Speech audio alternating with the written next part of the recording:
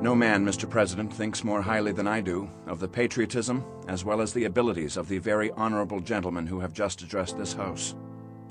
But different men often see the same subject in different lights, and therefore I hope it will not be thought disrespectful of those worthy gentlemen if, entertaining as I do, an opinion of a character very opposite to theirs, I should speak forth my sentiments freely and without reserve. This is no time for ceremony. The question before this House is one of awful moment to the country. For my part, I consider it as nothing less than a question of freedom or slavery. And in proportion to the magnitude of the subject ought to be the freedom of debate. It is only in this way that we can hope to arrive at truth and fulfill the great responsibility which we hold to God and our country.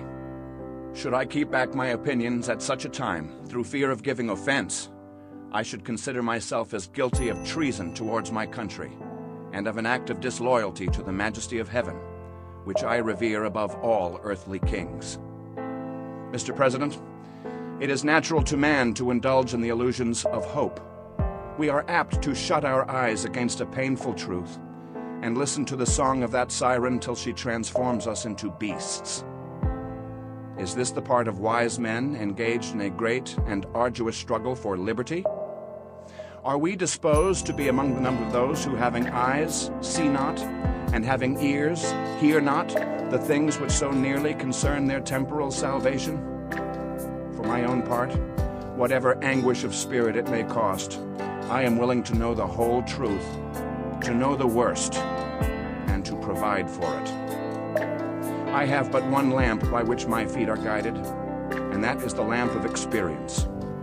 I know of no way of judging of the future, but by the past.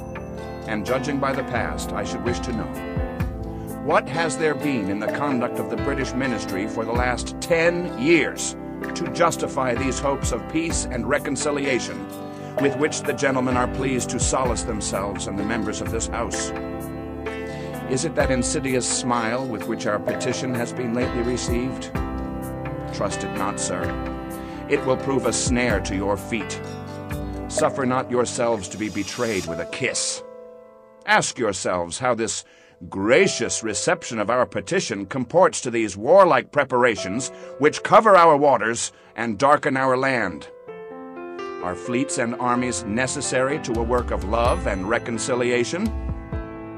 Have we shown ourselves so unwilling to be reconciled that force must be called in to win back our love? Let us not deceive ourselves, sir.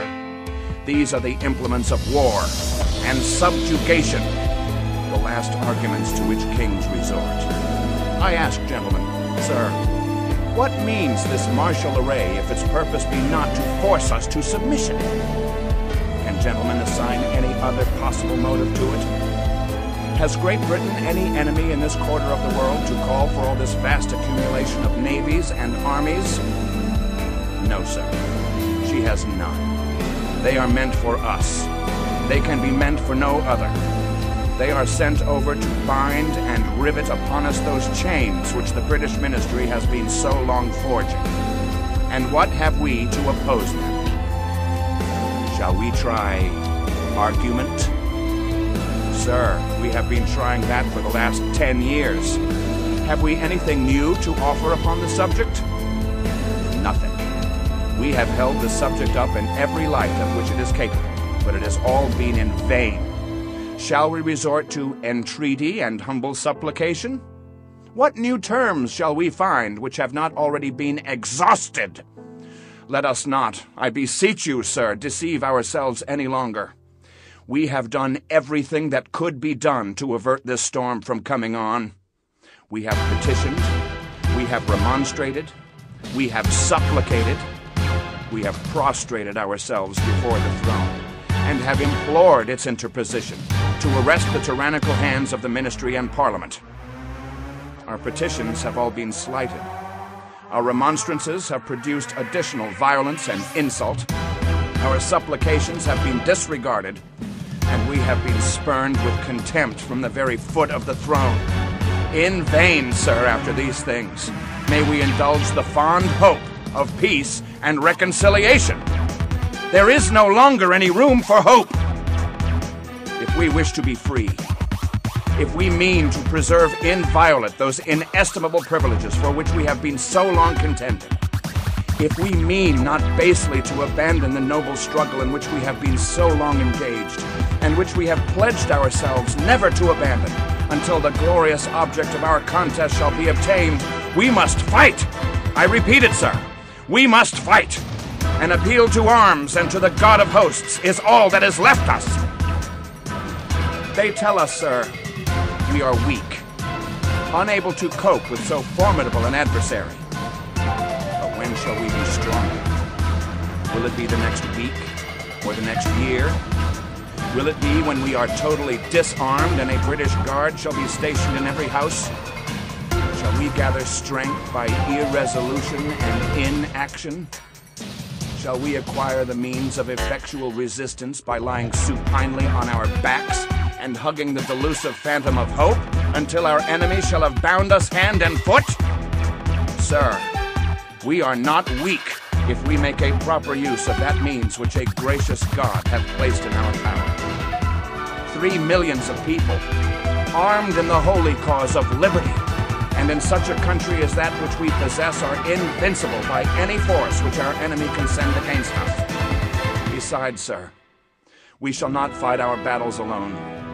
There is a just God who presides over the destinies of nations, and who will raise up friends to fight our battles for us. The battle, sir, is not to the strong alone. It is to the vigilant, the active, the brave. Besides, sir, we have no election. If we were base enough to desire it, it is now too late to retire from the contest. There is no retreat but in submission and slavery. Our chains are forged. Their clanking may be heard on the plains of Boston. The war is inevitable, and let it come. I repeat it, sir, let it come. It is in vain to extenuate the matter. Gentlemen may cry, peace, peace, but there is no peace. The war is actually begun. The next gale that sweeps from the north will bring to our ears the clash of resounding arms. Our brethren are already in the field. Why stand we here idle? What is it that gentlemen wish? What would they have? Is life so dear, or peace so sweet, as to be purchased at the price of chains and slavery? Forbid it, Almighty God! I know not what course others may take, but as for me, give me liberty, or give me death.